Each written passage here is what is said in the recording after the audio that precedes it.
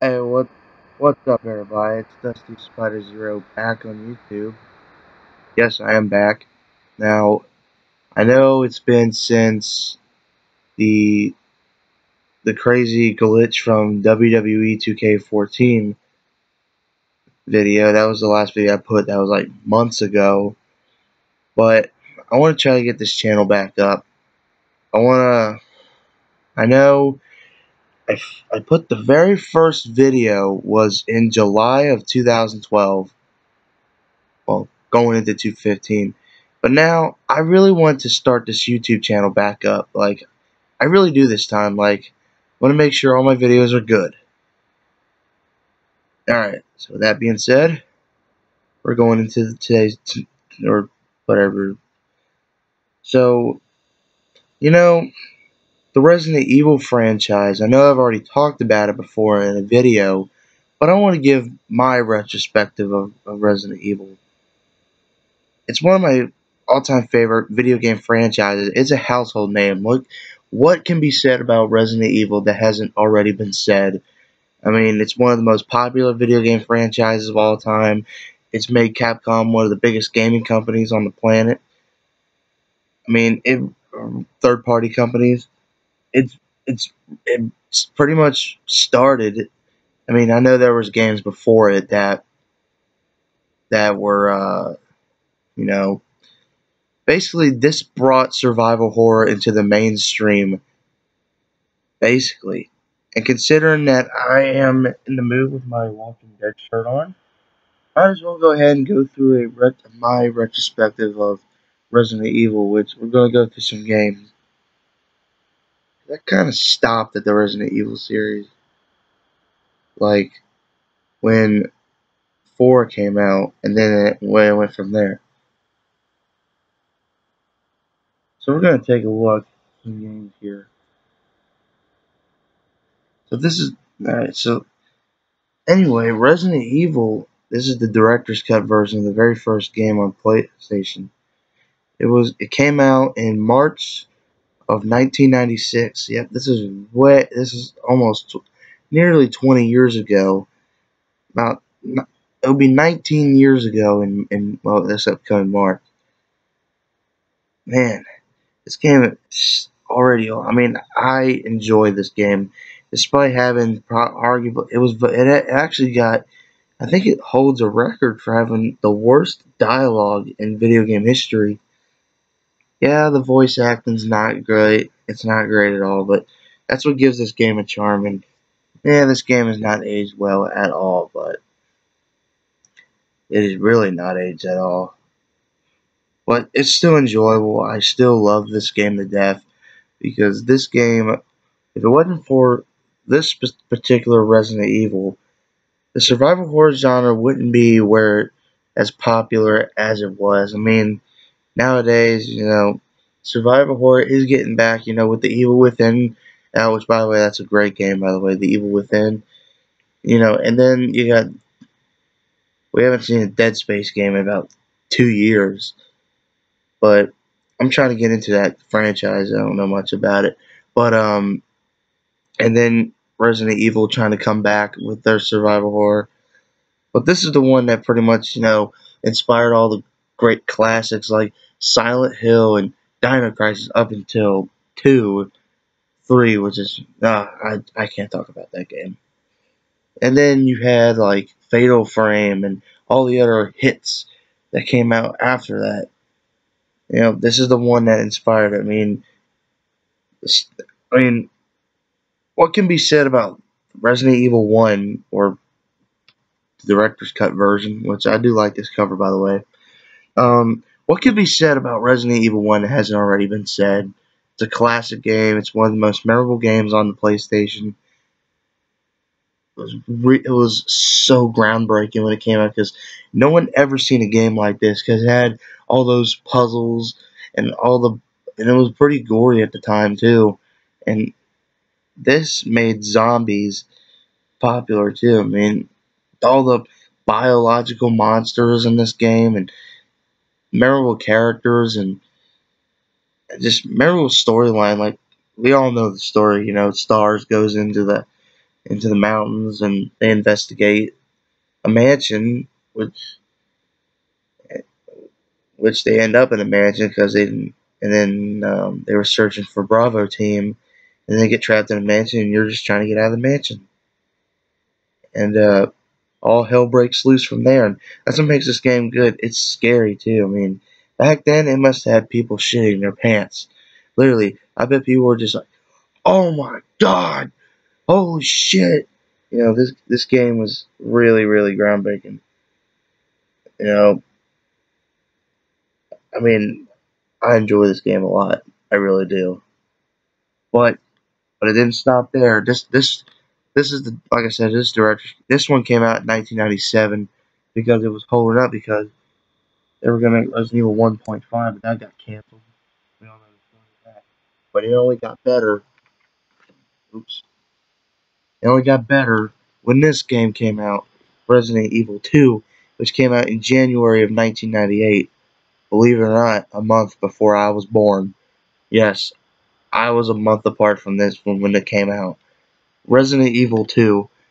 This is the one that everybody thinks is the best Resident Evil. A lot of people say this is the best one in the series.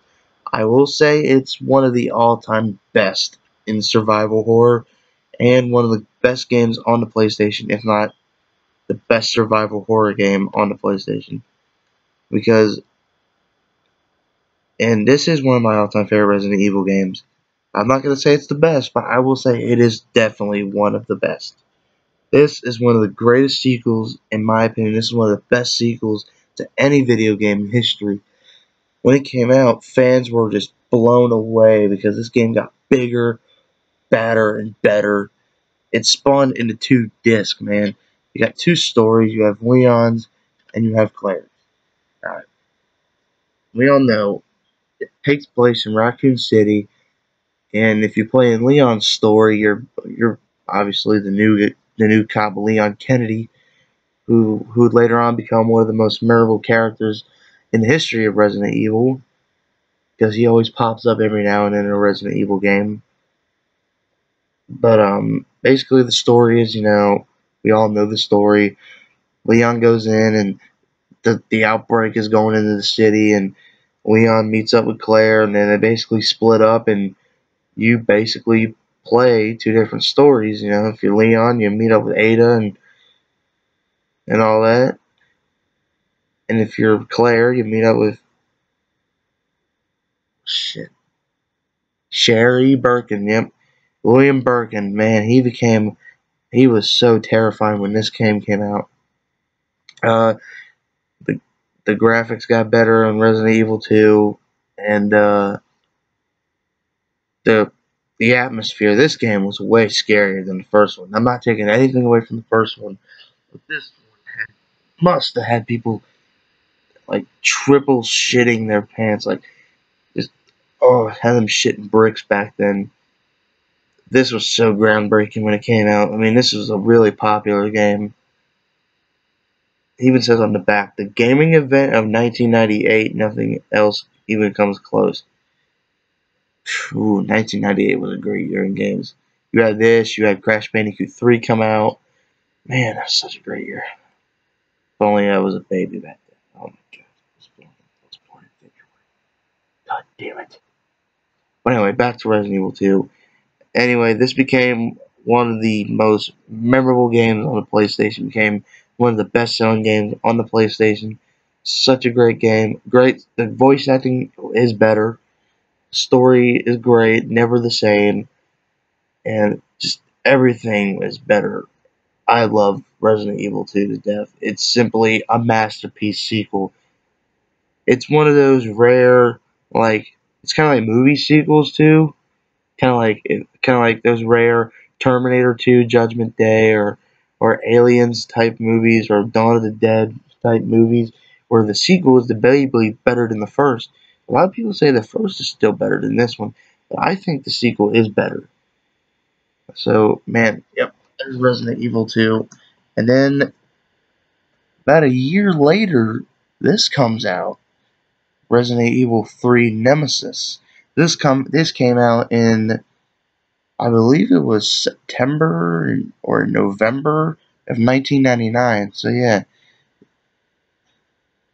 this came out. This is based a lot. Some people think this is where the action started to start for Resident Evil, but I really don't think it is a little action packed in this game. But I will say that Resident Evil 3, man, it is such a great game. A lot of people who played the, the three Resident Evil games on the PlayStation would say they beat this one the least. I remember playing this as a kid. I remember it was that a couple years after it came out. I think my brother got it when it first came out on the PlayStation. It's a great game, I'm telling you. It's the one thing that makes this game scary is Nemesis. He, oh my god, he was, in my opinion, I think he's more terrifying than William Burton's people too, because this Nemesis would come through the doors, break through doors, bust through zombies, and basically he'll do anything and destroy anything that would get in his way to kill you in the game. And yeah, and your back is Jill Valentine, who basically takes place before Resident Evil 2, like the first two, and then last game when you get basically takes place. And the story is that Jill has to survive, and the whole city is gonna get destroyed. And basically, at the end of the game, spoiler alert, in case you haven't played it, the city just gets demolished. The whole city's destroyed, and you think Resident Evil would stop there, but no, they didn't. But anyway, this game has a mercenaries mode in it.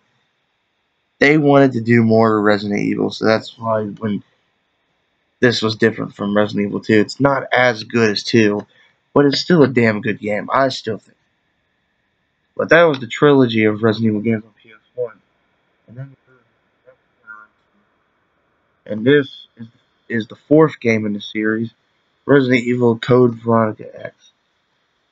And I know this is not Code Veronica because that was a Dreamcast game that came out first on the Dreamcast in 2000.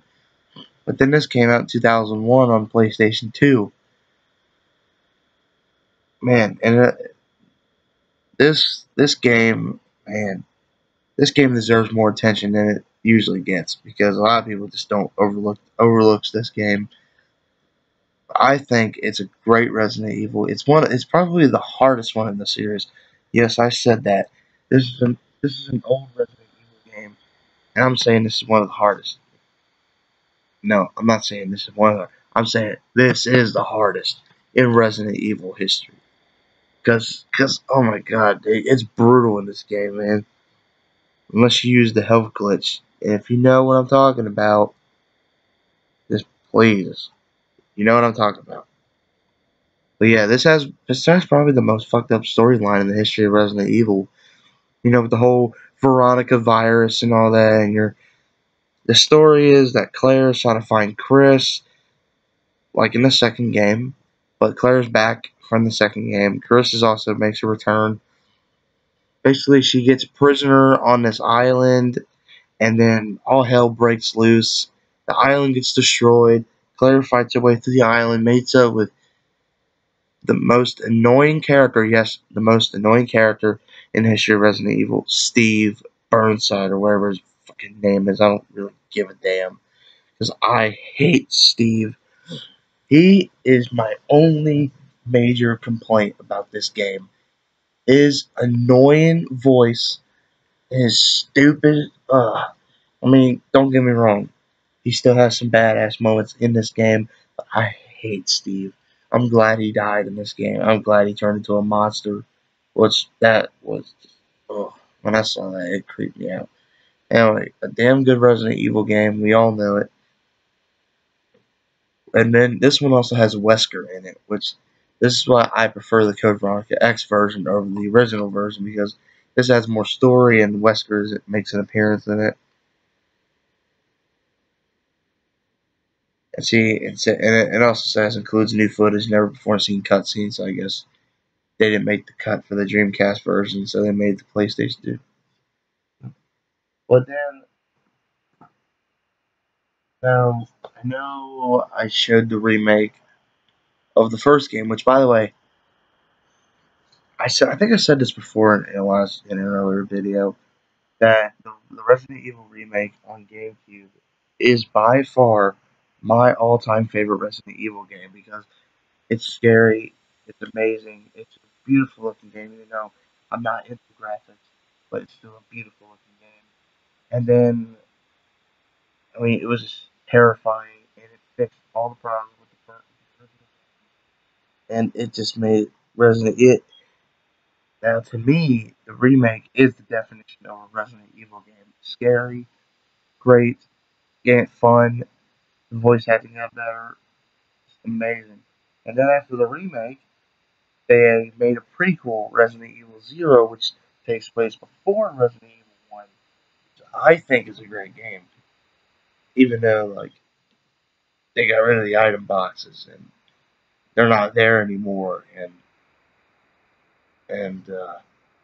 you're you're with a partner basically. I don't know how to describe because a lot of diehard Resident Evil fans knows what I'm talking about when we talk about Resident Evil Zero. And then a groundbreaking game came out, Resident Evil 4. This a lot, and I mean a lot of Resident Evil fans gives this game praise. I mean, it's a damn good game. I will say this is one of the best Resident Evils in the series.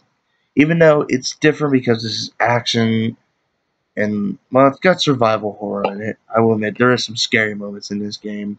Or like, what the fuck? Holy shit! Damn, I'm shitting my pants. I'm pissing my pants. Moments in this game. Other than that, it's just basically a shooter. I mean, I will admit it's an amazing game. I think they did a great job. I know the original idea of Resident Evil 4 was Resident Evil 3.5 when you had to deal with the paranormal and all that, all those ghosts with the hooks and chains and all that. But then they scrapped that and they went with this, where the story is like Leon's going to Europe for some reason and he investigates some cult in the village and then all hell breaks loose and it just goes from there and all that. So it's a really crazy storyline, but that's what adds to the game's fun. This has tons of features. I know that this is the PlayStation 2 version. The GameCube version has nothing. Like all it has is Assignment Ada, Mercenaries mode. This has everything, including you get to play Ada's story in the main storyline, which I thought was really cool when I first played this version. Is that you get to play basically what you don't see in the main story, in the main campaign, what you don't see what Ada goes through. You get to see it, and I thought that was really cool. That's why I prefer this version over the GameCube version. Was it's no different, other than you get the Mafia outfit and the Night Armor, which that's badass. That's pretty badass for this one. Anyway, great Resident Evil 4. For me, the series kind of got stale after 4 because then 5 came out. I didn't like it. I hate 5. I mean, it's fun for an action game, but as a diehard fan of Resident Evil, I really cannot say it's a great Resident Evil game. I think it's not great, and I don't know how they say it's the best selling Resident Evil in the whole series. I don't like it. I don't like it. I don't like Sheva. I, I didn't really like it that much. I just don't like it because once I played that game and I finished, I didn't feel like I was playing a Resident Evil game. And then they made Resident Evil Operation Raccoon City.